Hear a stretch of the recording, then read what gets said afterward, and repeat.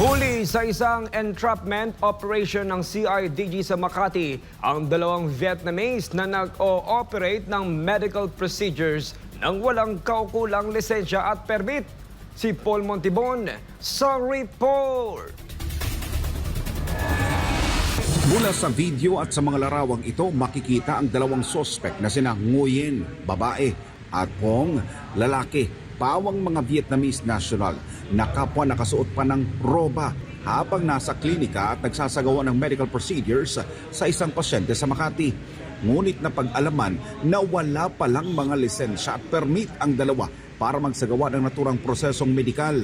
Nasa kote ang mga ito sa isinagawang entrapment operation ng PNP-CIDG sa Dolly Beauty Lounge ng HV De La Costa, Bel Air Village, Makati City noong Hunyo 16 taong 2025. Ayon sa mga impormasyon ng mga otoridad, nagbibigay pa ng medical na konsultasyon ang dalawa sa kanilang mga biktima. Ilan sa mga major procedures nito ang nose augmentation at body parts modification procedures.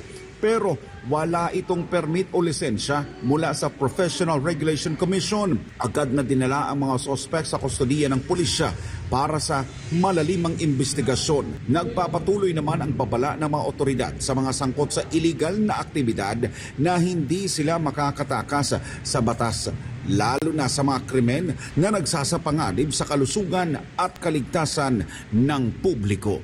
Para sa Diyos at sa Pilipinas kung mahal, nag-uulat Paul Montibon, SMNI News.